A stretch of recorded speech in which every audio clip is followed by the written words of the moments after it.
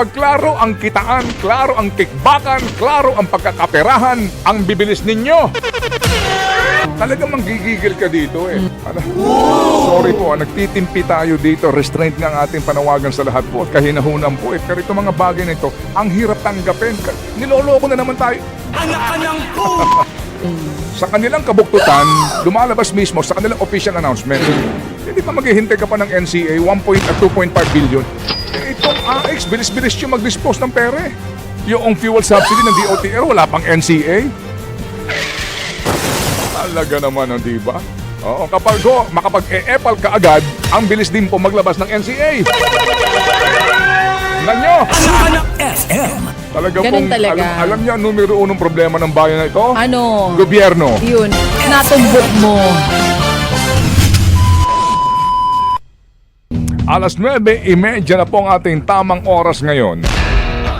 Pasintabi po na naman sa mga nakikinig ngayon sa atin, lalo na po ang mga tinaguriang umano ay lingkod bayan. O lingkod bayan? Kasi nga, dito po sa mga deliberasyon, pinag-uusapan nila, malaki ang mawawala sa kaban ng bayan dito sa pagsuspinde ng excise tax sa petrolyo. Oo, at lalaki daw yung budget deficit. Nakita mo yung baby girl? Ang sinasabi daw po dito, baka umabot na daw po ng higit sa 300 bilyon ang deficit ng gobyerno. Kasi ngayon daw po, mayroong higit 200 bilyon po ang deficit. Samahan pa nitong 136 billion na mawawala po ng excise tax, malaki ang pera mawawala sa bayan.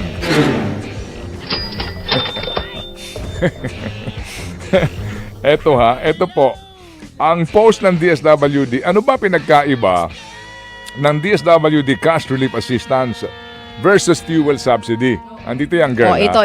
Ano sige. daw? Ano, ikaw na magsabi. Sige, ang pagkakaiba po, ang DSWD Cash Relief Assistance ay mula po sa Assistance to Individual in Crisis Situation o AIX. Okay. Samantala, ang fuel subsidy, bahagi po ng programa ng DOTR para maibsa ng epekto ng mataas na presyo ng petrolyo.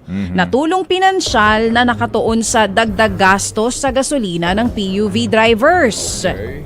Ang DSWD Cash Relief Assistance ay direktang tulong pinansyal para sa lahat po ng PUV drivers na apektado ng pagtaas ng presyo ng krudo. Okay. Samantala ang fuel subsidy, nag-aantay na lamang daw sila ng Notice of Allocation o NCA galing sa DOTR bago daw masimulan ang kanilang payout distribution. Pero sa DSWD Cash Relief Assistance, ang payout po ay nagsimula na nitong March 17. Tuloy mo lang yan. Tuloy mo. Ang DSWD Cash Relief Assistance, mga kapatid, ay unang nakatanggap po ay mga tricycle drivers. Susunod na daw po dito, pero di natin alam kung kailan, ang mga jeepney, taxi, bus, UV Express, maging motorcycle and TNVS riders and drivers. Ngayon, ang fuel subsidy Basahin mo as in toto. Okay. ay para sa mga operators at PUV drivers na Inaasahan pa na ang payout ay? ang payout po nito ay sa huling linggo ng Marso. Okay. At ang DOTR fuel subsidy po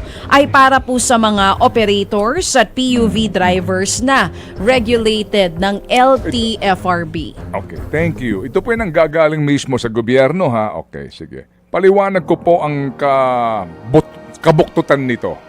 Ha? Diretsuhin ko na po ito. Sana nga nakikinig itong mga taong ito eh. DSWD. Ang pinanggagalingan daw AIX. Okay. Magkano ang halaga po ng appropriations ng AIX for this year? It's 63 billion pesos. Okay. Ito pong fuel subsidy, mga kaibigan, ang pinanggagalingan daw ay pondo ng DOTR para po sa talagang intensyon na fuel subsidy. Yung AIX, distribution agad kahapon. Itong fuel subsidy na matagal na pong programa, naghihintay pa daw po ng Notice of Allocation galing sa DBM. True FM. Yung payout daw po, inaasahan sa huling linggo ng Marso. That's going to be next week. Tanong lang, anong ibig sabihin nito? Fuel subsidy, ang halaga lamang po ay 2.5 billion.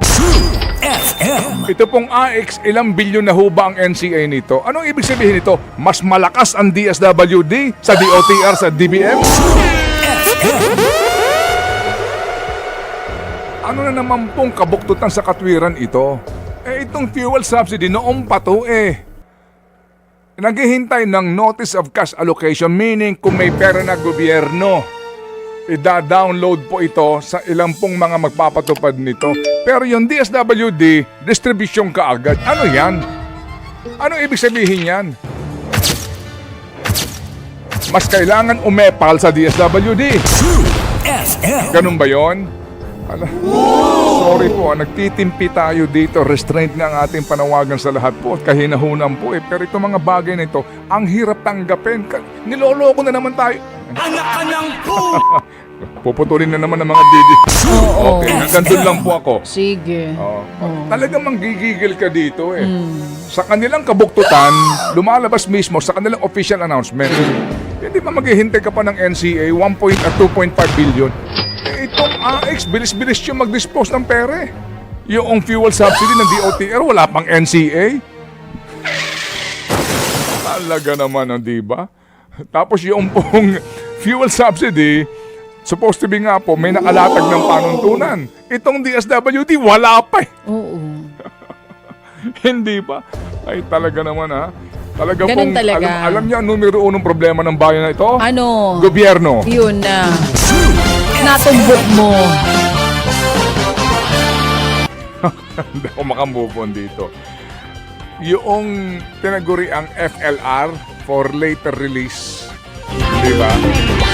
Budget po ng gobyerno, right? DBM po ang naglalabas niyan ng SARO. Yung special allotment release order. And then NCA. Yung iba ho, FLR. Ito ho, importante, wala pa hong NCA. Kaya hindi maipatupad. Pero kapag po proyekto na may maleta kayong tatanggapin, bibilis ninyo.